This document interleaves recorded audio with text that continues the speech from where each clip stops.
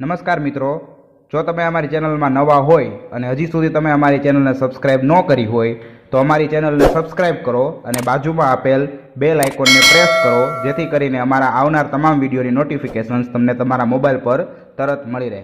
આભાર. હેલો વિદ્યાર્થી મિત્રો, ધ અલ્ટ્રામેચ સ્કૂલમાં આપનું ફરીવાર હાર્દિક સ્વાગત કરું છું. તો આપણે વાત કરીએ ધોરણ 11 આર્ટ્સ વિષય સમાજશાસ્ત્ર એટલે કે સોશિયોલોજી, યુનિટ નંબર 6 કે ભારતની મૂળભૂત સામાજિક સંસ્થાઓ, અને પાર્ટ નંબર 4 કે જેમાં આપણે લગ્ન સંસ્થા વિશે માહિતી મેળવવાના છીએ. પાર્ટ નંબર 3માં આપણે લગ્ન સંસ્થાના પ્રકારો અને લગ્ન સંસ્થામાં પસંદગીના ક્ષેત્રો જોયા.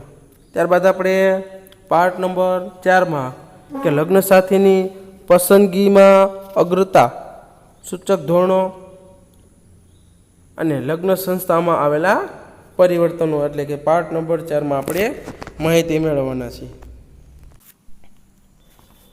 તો આપણે વાત કરીએ લગ્ન સાથીની પસંદગીમાં અગ્રતા સૂચક ધોરણો કે જેમાં આપણે કુલીનશાહી, દિયરવટુ, જેઠવટુ અને સાળીવટુ, ત્યારબાદ પિતરાઈ લગ્ન. તો જોઈએ પહેલાં કુલીનશાહી લગ્ન કે માતા પિતાએ પુત્રીની કે પોતાની પુત્રીના લગ્ન તેના કુળ કરતાં સામાજિક પ્રતિષ્ઠાની દૃષ્ટિએ ઉચ્ચ ગણાતા કુળના પુરુષ સાથે લગ્ન કરવા જોઈએ એવું મૂલ્ય કેટલાક સમૂહોમાં પ્રવર્તે છે. આવા લગ્નને કુલીનશાહી લગ્ન તરીકે ઓળખવામાં આવે છે. કેટલીક જ્ઞાતિઓ એટલે કે જ્ઞાતિઓમાં કુલીનશાહી લગ્ન પ્રથા પણ આજે જોવા મળે છે. કે કુલીનશાહી લગ્ન એટલે કે કેવા કે ઘણા માતા પિતા છે એટલે કે એમની આશા હોય છે એમ કે મારી દીકરીને છે તો કે કોઈ સમાજમાં સારું એવું માન સન્માન અથવા પ્રતિષ્ઠા ધરાવતું કુટુંબ મળી રહે, ઉચ્ચ ગણાતું કુટુંબ મળી રહે કે ઉચ્ચ ગણાતો કુળનો પુરુષ અથવા છોકરો મળી રહે એવા સમાજમાં અથવા એવા સમૂહમાં કે લગ્ન થઈ જાય તો એવા લગ્નના વિચારોને અથવા લગ્નને કુલીનશાહી લગ્ન તરીકે ઓળખવામાં આવે છે. ત્યારબાદ આપણે વાત કરીએ દિયરવટુ, જેઠવટુ અને સાળીવટુ કે દિયરવટુ, જેઠવટુ અને સાળીવટુની જીવનસાથી મેળવાય છે. સ્ત્રીનો પતિ મૃત્યુ પામે પછી પતિના નાના ભાઈ સાથે લગ્ન કરે છે ત્યારે તે દિયરવટુ છે. કે દિયરવટુ એટલે કે કેવું કે જ્યારે સ્ત્રી છે એમનો પતિ મૃત્યુ પામે ત્યારે પતિના નાના ભાઈ તો એમની સાથે લગ્ન કરે તો એને દિયરવટુ કહેવાય છે. કે જે સ્ત્રીનો પતિ મૃત્યુ પામે છે તો જ્યારે એ પતિનો નાનો ભાઈ હોય તો જ્યારે એની સાથે લગ્ન કરી દેવામાં આવે તો એવા લગ્નને દિયરવટુ તરીકે ઓળખવામાં આવે છે. પતિના મોટા ભાઈ સાથે બીજા લગ્ન કરે છે ત્યારે તે જેઠવટુ છે. એટલે છે કે જેઠવટુ એટલે કે કેવું કે પતિના મોટા ભાઈ સાથે લગ્ન કરે તો તેને જેઠવટુ તરીકે ઓળખવામાં આવે છે. એ જ રીતે પત્નીનું અવસાન થયા પછી પોતાની મૃત પત્નીની બહેન સાથે લગ્ન કરી શકે છે તેને સાળીવટુ કહેવાય છે. કે તમે જોશો કે ઘણીવાર જ્યારે કોઈ એની પત્ની છે અવસાન પામે છે તો જ્યારે એ મૃત પત્નીની બહેન સાથે એટલે કે એમની નાની બહેન સાથે લગ્ન કરવામાં આવે તો એને સાળીવટુ તરીકે ઓળખવામાં આવે છે. તો આ હતું આપણું દિયરવટુ, જેઠવટુ અને સાળીવટુ. કે દિયરવટુ એટલે કે કેવું કે સ્ત્રીનો પતિ મૃત્યુ પામે અને એ પતિના નાના ભાઈ સાથે લગ્ન કરે એને દિયરવટુ કહેવાય. અને પતિના મોટા ભાઈ સાથે બીજા લગ્ન કરે જ્યારે સ્ત્રી છે એનો પતિ મૃત્યુ પામે એટલે કે મૃત્યુ પામે છે પછી એ પતિનો મોટા ભાઈ સાથે લગ્ન કરે એ સ્ત્રી તો એવા લગ્નને જેઠવટુ તરીકે ઓળખવામાં આવે છે. જ્યારે પત્નીનું અવસાન થયા પછી પતિ પોતાની એટલે કે જે સ્ત્રી છે એ મૃત્યુ પામે છે એમની, પછી એમની નાની બહેન સાથે એમનો પતિ લગ્ન કરે તો એવા લગ્નને સાળી વટુ તરીકે ઓળખવામાં આવે છે. ત્યારબાદ પિતરાય લગ્ન, કે કેટલાક સમૂહોમાં પિતૃપક્ષે ફોઈના સંતાનો અને માતૃપક્ષે મામા કે માસીના સંતાનો સાથે લગ્ન સંબંધો બાંધી શકાય છે, જેને પિતરાય લગ્ન તરીકે ઓળખવામાં આવે છે. કે તમે જોયું ઘણા સમૂહોમાં પિતૃપક્ષે કે મામા ફઈમાં લગ્ન એટલે કે પ્રથા જોવા મળે છે અને લગ્ન સંબંધથી જોડાય છે, એટલે કે જોડાતા હોય છે. તો કે આવા લગ્નને પિતરાય લગ્ન તરીકે ઓળખવામાં આવે છે. તો આ હતા આપણા લગ્ન એટલે કે લગ્ન સાથેની પસંદગીમાં અગ્રતા સૂચક ધોરણો.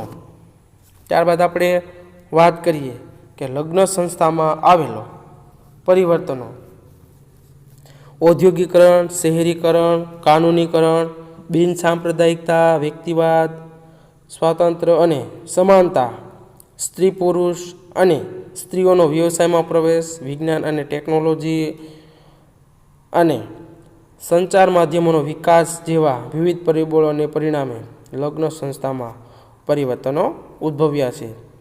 બિન સાંપ્રદાય કેવું કે અલગ અલગ સંપ્રદાય એટલે કે કોઈ એક જ સંપ્રદાય કે ધર્મમાં ન માનતા હોય તે ગમે તે ધર્મમાં જોડાઈ શકે છે અથવા ગમે ધર્મને અપનાવી શકે છે. કોઈ એક જ ધર્મને કે કોઈ એક જ પ્રથાને છે તો કે માનવાવાળા નહીં. સંપ્રદાય એટલે એવું કે કોઈ એક જ ધર્મ કે પ્રાંતમાં અથવા એક જ સમૂહમાં એટલે કે એક જ ધર્મમાં માનતા હોય તે. તો જોઈએ કે લગ્ન સંસ્થામાં આવેલા પરિવર્તનો. એમાં આપણે વાત કરીશું અલગ અલગ રીતે 8 પોઈન્ટની ચર્ચા કરવાની છે. તો જોઈએ પહેલો પોઈન્ટ કે લગ્નનું ધાર્મિક પાસું નબળું પડ્યું છે. કે લગ્નમાં ધાર્મિક વિધિ વિધાનની ઔપચારિકતા જોવા મળે છે.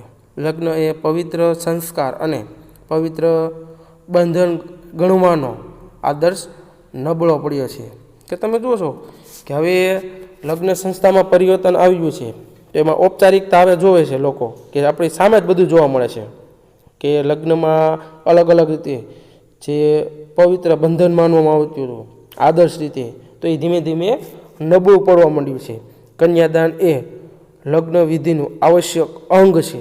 કે તમે જોશો કે માતા પિતા દ્વારા કે દીકરીનું છે તો કે કન્યાદાન કરવામાં આવતું હતું કે વરપક્ષ એટલે કે વરપક્ષને જ્યારે દીકરીનું કન્યાદાન કરવામાં આવે તો એક વિધિ લગ્ન વિધિમાં તો એક આવશ્યક અંગ તરીકે ગણવામાં આવતું હતું કે માતા પિતા તરફથી કન્યાને ચીજવસ્તુઓ એટલે કે ભેટ અપાય છે, પરંતુ તેમાં ભૌતિકતા, સામાજિક પ્રતિષ્ઠા, દહેજ જેવી બાબતો મહત્ત્વની બનતી જાય છે. કે તમે જોશો કે હવે માતા પિતા છે જ્યારે કન્યાદાનની ચીજવસ્તુ એટલે કે જ્યારે ભેટ અપાય છે, પરંતુ હવે તેમાં પણ સામાજિક ભૌતિકતા એટલે કે જે ભૌતિક વસ્તુઓ આધુનિક રીતે, પછી સામાજિક પ્રતિષ્ઠા કે વસ્તુઓ છે કેવી અલગ અલગ, એટલે એમ કે કોઈ સારી એવી સમાજમાં માન મોભો જળવાય એવી વસ્તુઓ છે તો કે દહેજમાં એટલે કે તમે જોશો કે મહત્ત્વની એટલે કે ભેટ બનતી જાય છે. કન્યાદાનમાં જે ધાર્મિક તત્વો હતા જેની જગ્યાએ સામાજિક ભૌતિક તત્વો વિશેષ જોવા મળે છે. કે કન્યાદાનમાં જે ધાર્મિક રીતે જે વિધિ વિધાન હતું કે માતા પિતા તરફથી ગાય છે, ચાંદીની ગાય, તુલસી છે એટલે કે વગેરે જે આપવામાં આવતું હતું, પણ હવે એમાં એક સામાજિક ભૌતિક તત્વો વિશેષ જોવા મળે છે કે એમાં પણ સામાજિક પ્રતિષ્ઠા, દહેજ એવી ઘણી એવી લાલસાઓ જોવા મળતી આવે છે. હિન્દુ લગ્નમાં વિકસતું કરારનું સ્વરૂપ. કે પરંપરાગત હિન્દુ લગ્નને એક સંસ્કાર તરીકે સ્વીકારવામાં આવે છે.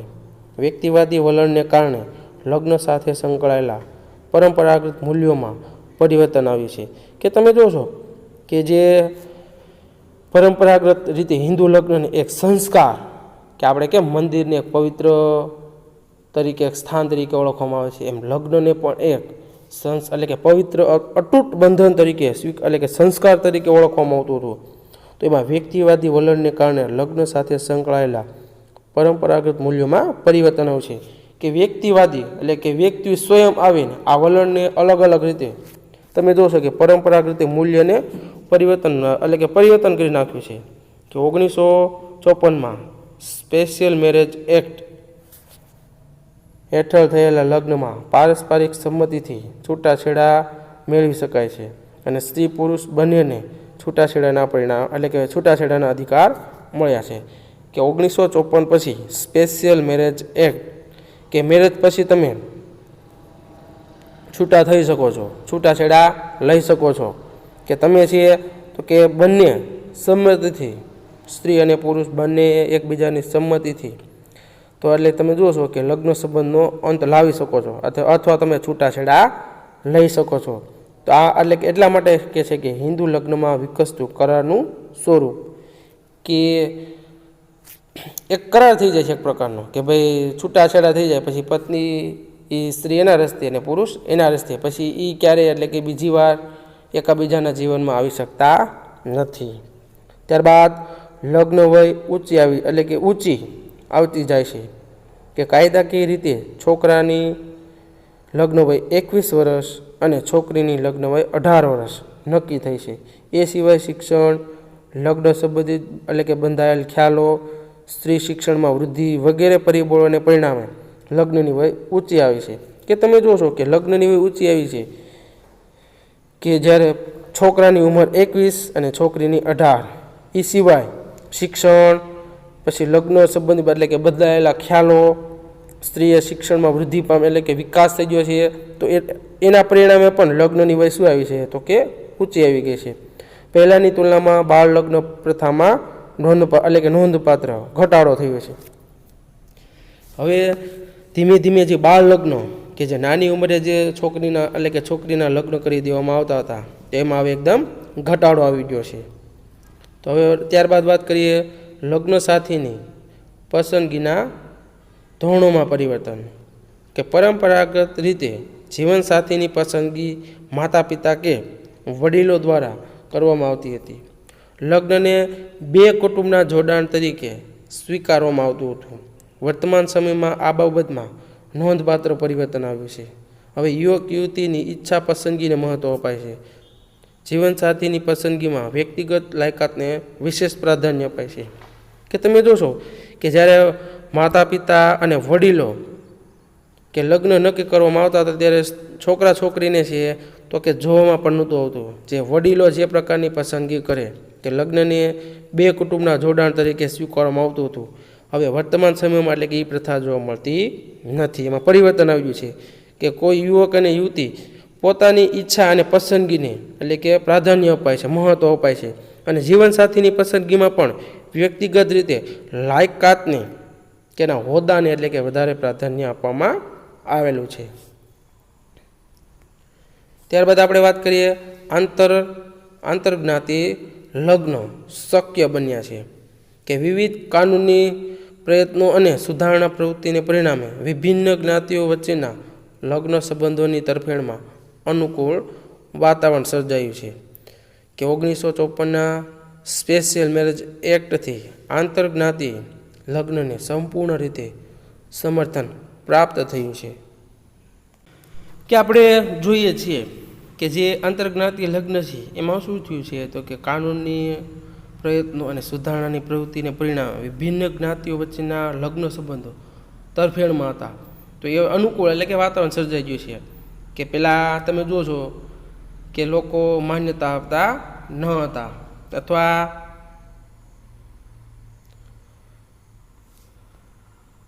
કે આપણે તમે જુઓ છો કે 1954માં જે સ્પેશિયલ મેરેજ એક્ટ